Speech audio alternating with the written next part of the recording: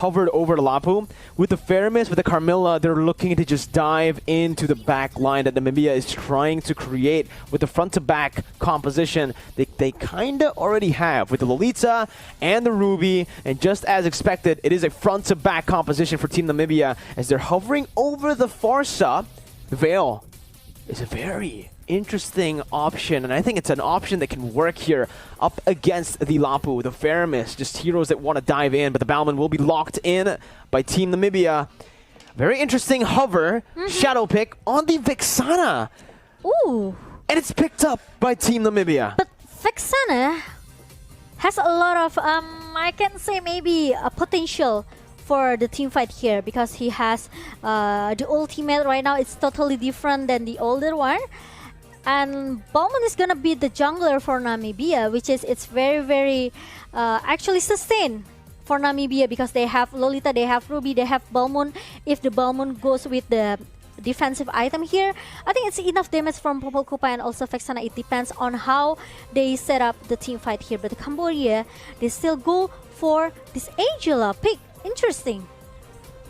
T on that Angela, an absolutely lethal player in game number 1. We'll see how both teams execute their game plans here. But again, in terms of the draft, into the land of Dawn for game number 2. Ladies and gentlemen, match point for Team Cambodia. They can look to end things here. And we'll see already here in the jungle. Lutu starting on that purple buff. Numero going to be starting on the orange buff. T doing the same thing here. Numeraholic just waiting to use that retribution. We'll be able to claim it without any problems. Deja has already rotated though. You can already see that pressure. They've actually left that mid lane. Mortic will actually be losing out in the XP department, and Lutu again early on are already going to be able to take that purple buff, knowing that Numeraholic has used that retribution early on. Numero is already a level down. 1 buff start for Team Namibia. Because they are very confident with the damage that they have in the early, especially with they bring this Faramis and also T. So it will very hard for Namibia if they are trying to, force themselves to have the skirmish with Cambodia. And now, boom, still giving a pressure as well towards Slasher in the bottom lane here. I don't see any problem, and the playstyle coming from Boom, it's just, he just needs to cut the lane. Numeraholic is not getting any farm. Lutu cleared out the entire top side, and guess what Boom did with the help of T? They cleared out the entire bottom side. So Lutu and Boom have completely shut Numeraholic down early on. He's still level 2 as a Balman, a hero that usually picks up the Demon Slayer emblem, by the way, has now opted to go for the Festival of Blood here. That may be the reason as to why they're not really able to find a lot of these jungle creeps early on. Yeah. And you can see instantly Impunity, Team Cambodia going into that turtle side. Boom, stunning Numero down. Lutu picking up that turtle with Retribution. Mortic going to be dove on once again. Deja getting a beautiful Shadow Stampede. It's a double kill for Boom, and they're looking for the triple kill. Entropy under the tier 2 will not be able to escape. That's going to be a 3-man dive with the help of the Cult Altar to survive. And with the triple kill that Boom has in the early 2 minutes, it's gonna make Boom lead more level, lead more item as well. It's gonna be the disaster for NC because he only has the level 3. So it's 2 level lead by Boom. Oh man. And he gets the purple buff again. Lutu is able to get out. Momo-chan. Oh no. So it's the same story. Yeah. It's deja vu. The invasion coming from Cambodia is not stopping. They are keep doing the same thing because they know they bring 2 support here, Angela and also Faramis. So it means the team fight and the skirmish is way longer for Cambodia. They can do whatever they please actually right now in Cambodia. Can try to pull everyone with the Ghost Blaster here. I think the main problem for this Balman is definitely that the emblem that he's decided to go for, right? He's opted to go for the Festival of Blood up against Carmilla with the Demon Slayer. That's why Lutu is able to just stop him from doing anything in the early stage. They're literally just suffocating Team Namibia as they are going to be able to pick up another kill up top. Team Cambodia already now translating, converting objectives on the board. Boom in the bottom side. It's a 1v4 and Boom is going to be able to win it all. Jumping in with the bravest fighter with the help of the hard guard. Entropy going to be taken down as well. It's a disaster for Team Namibia. A double kill for Boom. 1v4. Okay, 1v4 situation, and still, as the game seems like the game number one, Namibia seems seems very.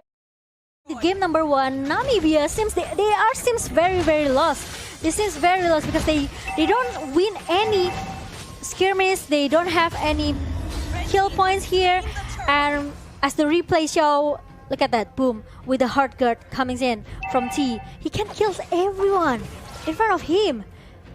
And even the strongest one, such as the roamer, the damage just melt down everywhere. Oh, well, they're going for a slasher VT, trying to go for I'm offended, but will just be gunned down by OP on the Wesker. Entropy with the shield, able to buy a little bit more time, but OP is looking for that double. Picks it up with the gold shield as well. Impunity representing Team Cambodia, and they're doing really well for their country currently. Yeah, that's right. And now Namibia, what they should do, because even though they are trying to do the split push thing here, I think it's kind of a little bit dangerous as well, because, you know, with the rotation they're coming from Cambodia, they can get shut down really easy. Especially they are leading way too much right now. And now look at that, I'm offended coming from Slicer.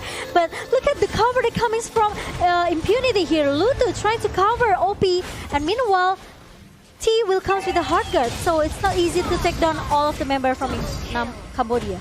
Boom just picks up a double kill from out of nowhere. Picking up a 100 strike as well.